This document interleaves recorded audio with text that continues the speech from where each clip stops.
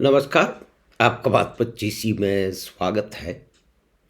तो पाकिस्तान का जो निर्माण हुआ है, ऐसा कहा जाता है कि पाकिस्तान का निर्माण अगर नहीं होता तो पता नहीं क्या होता। और आज तक हमारे देश में ये बहुत बड़ी बहस चली रहती है कि पाकिस्तान के निर्माण के लिए कौन-कौन लोग ज़िम्मेदार हैं, यानी कि देश के बँटवारे के लिए कौन-कौन ज़िम्मेदार हैं और वगैरह-वगैरह। उन पे उनको काफ़ी कुछ उनकी मीमांसा की जाती है, उन पे लानतें भेजी जाती हैं। तो इसमें जो मुख्य मतलब जिसको कहते हैं कि जनरली जो सभी लोग जानते हैं, वो मानते हैं कि ये महान काम जो है वो जो है वो तो वो एक बहुत बड़े वकील थे। उन्होंने किया था। पाकिस्तान के पहले प्रधानमंत्री थे। कन्वर्टेड थे, वो एक अलग बात है। गुजरात से गए थे जिन्ना साहब। और फिर उसमें कहते हैं कि भाई इकबाल साहब का भी बड़ा रोल था। ये जनरली सब माना जाता है, लेकिन ऐसा नहीं है। देश के वामपंथी पाकिस्तान बनाने की मुहिम में बहुत ही कमर कस के लग गए थे और इसमें बहुत सारे लोग हैं।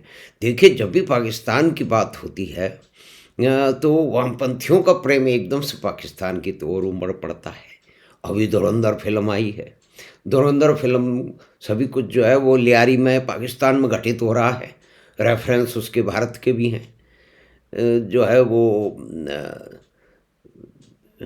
IC 814 की हाईजैकिंग से कंधार में उसको ले जाया गया। उसके बाद पार्लियामेंट का अटैक, उसके बाद में देश में पाकिस्तान में भारत की करेंसी का छपना और उसके बाद में बम्बई 26/11 का हमला। वो इसमें तो भारत के इंटेलेक्चुअल हैं जो कि अधिकतर वामपंथी विचार के हैं, वो तो कहते हैं पाकिस्तान का कोई रोल ही नहीं है। और यहाँ तक तो ये सरकारी पार्टियों ने तय कर लिया था। ये तो हिंदू कॉन्स्पिरेसी किताब छप गई थी भाई साहब। 25,000 जो है वो किताबें जब छापी गई और उसके छापने वाले बर्नी साहब कहते हैं भाई हमें तो दिया गया, हमने छाप दिया। मतलब हमें एक प्रोजेक्ट दिया, हमने कर लिया। भाई वो सही है गलत है उसे हमें क्या मतलब। और उस किताब के विमोचन में बड़े बड़े देश के बुद्धिजीवी, राजनीतिज्ञ, धार्मिक नेता आदि इत्यादि उसमें शिरकत कर रहे थे, उसमें उपस्थित थे और आज भी उनकी फोटोएं छपती हैं। लेकिन उनमें से कोई ये नहीं कहता कि इसमें गलत है। तो अब इसमें एक मुख्य जो थे सज्जाद जहीर। सज्जाद जहीर भारत के वामपंथी जो धड़ा था, जो वामपंथी बुद्धिजीवी है। अब आप देखिए कि वामपंथ का बुद्धिजीवी समाज पर पूरा का पूरा कब्जा है। यानी कि जो विचारधारा जिसने दुनिया में हमेशा जो है वो कहीं भी वो सब नहीं किया, जिसकी घोषणा वो हमेशा करते रहे, गरीबों का उत्थान, मजलूमों का उत्थान, मजदूरों का उत्थान, यानी कि उत्थान ही उत्थान। हे गरीबों, हे मजदूरों, उठ खड़े हो, हमारे साथ आओ, हम दुनिया बदल देंगे। हम धन बांट करके जो है वो बड़े बड़े पूंजीपतियों से धन लेके तुमसे बांट देंगे, तुमको जीवन भर काम ही नहीं करना पड़ेगा। कानपुर का क्या हाल हुआ, बंगाल का क्या हाल हुआ, और भी कई जगह तो भारत में है। तो देखिए साहब, एक अधिकारी साहब थे, उन्होंने कहा भारत एक देश नहीं है, बहुत सारे देश हैं। तो उसकी जो अधिकारी डॉक्ट्रिन जो है अवधारणा है, अविधार पाकिस्तान के निर्माण में अधिकारी अवधारणाओं की असली झंडाबरदार थे जनाब 1008 सज्जाद जहीर साहब। और सज्जाद जहीर साहब और उनके साथ में कुछ और लोगों को जो बड़े भारी इंटेलेक्चुअल थे, उनको मुस्लिम लीग को लोन पे दे दिया गया, यानी कि वहाँ भेज दिया गया। वही एक ही तरह से होता है ना, जैसे RSS BJP में भेज देती है। तो आप ये रिश्ता समझ लीजिए कि CPI ने, यानी कि कम्युनिस्टों में ये CPI CPM कोई बहुत ज़्यादा कोई लफड़ा नहीं, फालतू की बात है। सब दोनों एक से हैं। जहाँ गए उन्होंने सत्यानाश ही किया। आप पूरी दुनिया का इतिहास उठा के देख लीजिए। पूर्वी जर्मनी में मैं रह चुका हूँ, बहुत नज़दीक से देखा, बहुत ज़्यादा दूर जाने की ज़रूरत ही नहीं है। कानपुर का सत्यानाश, वहाँ की इंडस्ट्री, मैनचेस्टर ऑफ ईस्ट क्या हुआ उसका, उसमें मुख्य रोल उन्हीं का है।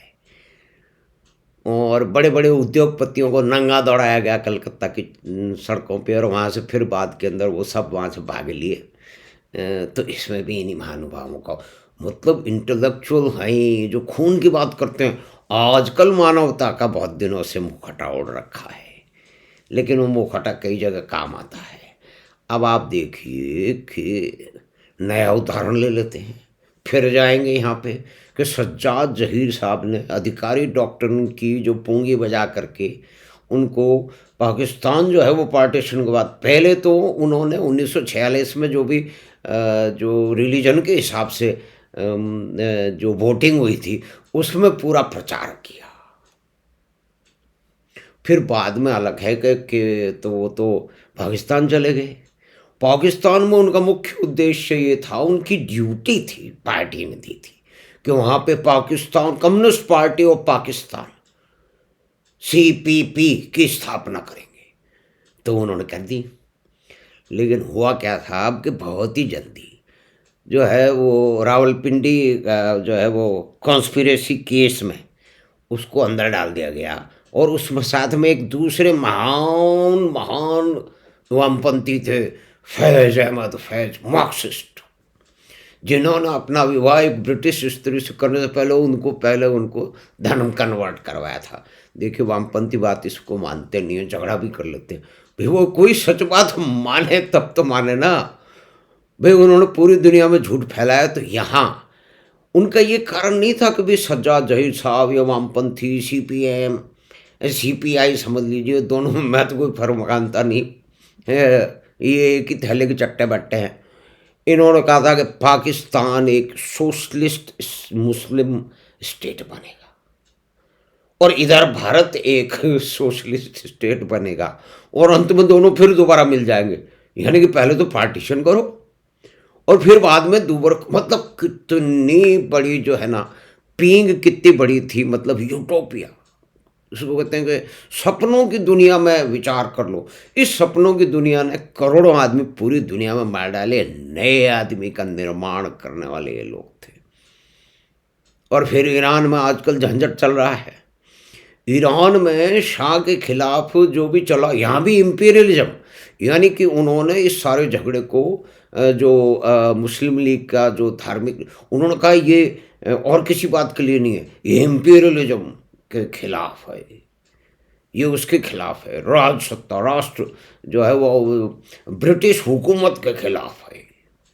तो ब्रिटिश हुकूमत तो मतलब भारत को छोड़ छाड़ के जा रही थी, उसके बहुत सारे कारण बैंड बज गया था इंग्लैंड का दूसरे महायुद्ध के बाद में। और एक एटलांटिक चार्टर था। एटलांटिक चार्टर की अलग से बात करनी आवश्यक है, क्योंकि अमेरिका जब दूसरे महायुद्ध में कूदा तो वहाँ तो स्वतंत्रता चल रही थी वगैरह वगैरह, तो उन्होंने कहा कि जितने भी आपने उपनिवेश बना रखे हैं उन सबको छोड़ना पड़ेगा। तो भाई साहब यहाँ तो हमारे विद्वान लोग कहते हैं गांधी जी ने जो है वो स्वतंत्रता दिलाई।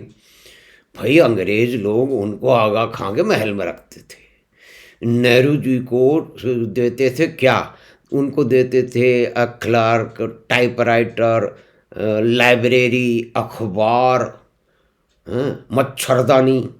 यानी कि अंग्रेज लोग इनको कितना अच्छा, उधर सावरकर साहब से तेल निकलवाया जाता था, तो वो तो उनके पिट्ठू हो गए। और ये महलों में रहने वाले, मच्छरदानी में सोने वाले, सेक्रेटरी के साथ में किताबें लिखने वाले, ये हो गए असली स्वतंत्रता सेनानी। क्या बात है। इस देश में गप्पें बहुत चली हैं, और किन गप्पन, भाई देश में जो इतिहास को गप्प बना के पेश किया गया उसमें वामपंथियों का पूरा हाल है। तो आप देखो योजना क्या बन रही है कि ये जो मुस्लिम लीग है ये बहुत ही मतलब जो है ये ब्रिटिश हुकूमत के खिलाफ है, और ये एक पाकिस्तान में सोशलिस्ट और मुस्लिम पाकिस्तान का निर्माण करेगी। तो भाई साहब ये पहुँचे वहाँ पे जब सज्जाद जहीर साहब अपनी पूरे वामपंथी ज्ञान के साथ में पाकिस्तान में कम्युनिस्ट पार्टी ऑफ पाकिस्तान स्थापित करने, तो उनके कुछ ही दिनों बाद, यानी कि समझो ना 4 साल में भाई साहब को जो है वो फैज़ अहमद फैज़ साहब के, फैज़ अहमद फैज़ साहब के, कोई भी बात होती है भारत में, उसमें बुद्धिजीवी ऐसे बस झूम झूम के पागल हो जाते हैं फैज़ साहब का नाम लेते ही। ये एक मानसिक गुलामी है। फैज़ साहब ने, उनका बहुत बड़ा काम है भारत विरोधी प्रचार के अंदर, लेकिन इसको कौन माने भाई? वामपंथी तो खुद भारत विरोध के अंदर हमेशा बैठे रहते हैं भाई। बहुत सारे वामपंथियों ने 1962 में चीन के लिए पैसे इकट्ठे किए थे, उसमें एक मंत्री भी बन गए थे, बड़े बड़े मंत्री रहे हैं। पाकिस्तान में जाके बोले थे कि भाई मोदी से हमें छुटकारा दिलाओ। वो इस तरह के जंतु जो हैं सारे, आप देखिए कि ये वामपंथी धड़े से ही आते हैं, जिनको माना जाता है कि उनमें इतनी बुद्धि है, इतनी बुद्धि है कि वो अमीरों को तो गरीब बना देंगे और गरीबों का नहीं बना देंगे। वाह!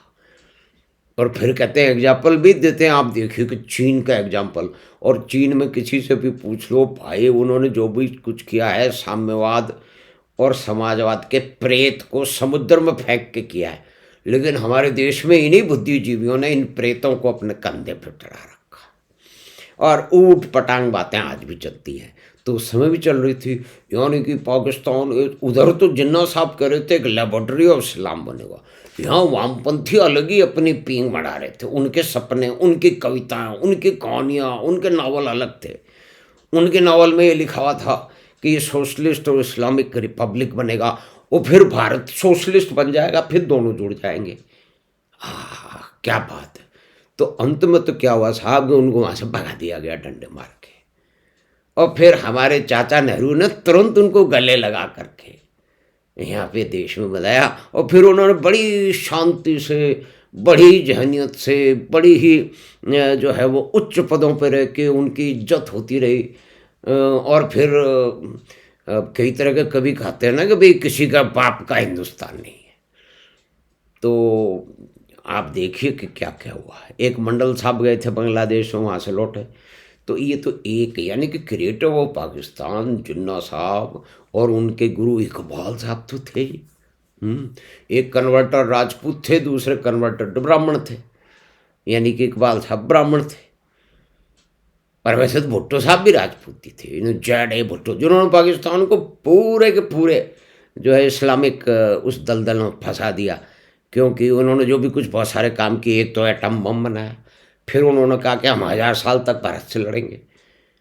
तो ये सब चीज़ें हो रही थी, और उस समय अपने पूरे देश को सपने क्या सिखा रहे थे, बुन रहे थे हमारे वामपंथी, इंक्लूडिंग सज्जाद जहीर, जो कि अधिकारी डॉक्ट्रिन, यानी कि ये देश एक नहीं, ये मल्टीनेशनल है, ये देशों का देश है। इसको आज भी बहुत सारे नेता कहते हैं, और कहते हैं कि ये मुस्लिम लीग तो बहुत ही पवित्र संस्थान है, जो कि अंग्रेज़ों से लड़ाई कर रहा है, जो देश को आज़ादी दिलवाएगा वगैरह वगैरह, और पाकिस्तान का निर्माण करेगा जो सोशलिस्ट बनेगा। और बहुत सारे लोगों को उस रास्ते पर उन्होंने भेज दिया। उनका बाद में क्या होगा, ईरान में तो कहते हैं कि 32,000 से 35,000 तक वामपंथियों को ईरानी जो मुल्ला डम थे, जैसे ही वो खोमेनी आया उसने मरवा दिया था, और पाकिस्तान से भी डंडे मार के भगा दिया। लेकिन यहाँ आज भी पाकिस्तान प्रेम भारत के वामपंथियों का एक मुख्य प्राणवायु है। पाकिस्तान की बात करो, वो एकदम खिलखिला। और बहुत सारे हमारे मित्र जो वामपंथी धड़सात हैं, वो पाकिस्तान की जो यात्रा की है, वो उनकी इतनी बड़ी गंभीर यात्रा है कि उसको याद करके लगभग बेहोश हो जाते हैं कि वाह, पाकिस्तान में हमारी ये खातिरदार हुई, पाकिस्तान में हमारी वो खातिरदार हुई। और यहाँ मानने को तैयार नहीं है कि भाई बम्बई में हमला पाकिस्तान ने करवाया, उसमें तो हिंदू आतंकवाद है, और भी बहुत सारी बातें हो रही है। तो कुल मिला के बात ये है कि मोटी मोटी हम बात कर रहे हैं कि जो जिन्होंने पाकिस्तान का निर्माण किया, पाकिस्तान बनना चाहिए था, नहीं बनना चाहिए, तो एक अलग बात है कि नहीं। बहुत सारे लोग कहते हैं कि भाई साहब बन गया तो बच गए, अब उसकी गहराई में नहीं जाएंगे, बहुत सारे लोग नाराज़ हो जाएंगे। ये पाकिस्तानी लोग कहते हैं कि भाई साहब ये ठीक है कि भाई 30 लाख लोग, 40 लाख लोगों की बलि चढ़ी, लेकिन भाई साहब आप बच गए, नहीं तो आप सोचिए क्या होता। तो क्रिएटर ऑफ पाकिस्तान में जो पहला नाम है, मतलब 2 बड़े नाम तो हैं ही, है ना। उनके बाद में जो एक मुख्य नाम आता है वो एक वामपंथी बुद्धिजीवी सज्जाद जही साहब का आता है। और उन्होंने कहा था कि ये पाकिस्तान का निर्माण एक मार्क्सिस्ट प्रयोग है। आप देखिए, आज मुड़ के देखिए, यानी कि 1947, 48, 49, 50, 51, और फिर भाई साहब को वहाँ से भगा दिया गया। वहाँ के उन्होंने कहा कि जो है ना, वहाँ के प्रधानमंत्री का जो तख्ता पलट करके पता चाह रहे थे रावलपिंडी कॉन्स्पिरेसी में, तो जो वो क्या कहते हैं, फैज अहमद फैज तो वही रह गए, इनको यहाँ भेज दिया गया। तो यहाँ पे चाचा नारू साहब ने उनकी बढ़िया भगत की करनी थी, उसके बहुत सारे कारण हैं।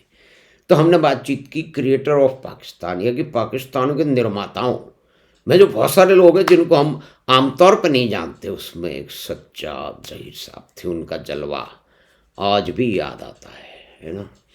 और उनका क्रिएशन ये पाकिस्तान के निर्माण इस तरह से था। तो हमें आशा है कि बातचीत आपको पसंद आई होगी। तो आप चैनल बात 25 को सब्सक्राइब करें, लिंक अपने मित्रों और परिवार के साथ साझा करें। हम आपसे फिर मिलेंगे बात 25 की अगली बात में। धन्यवाद, नमस्कार।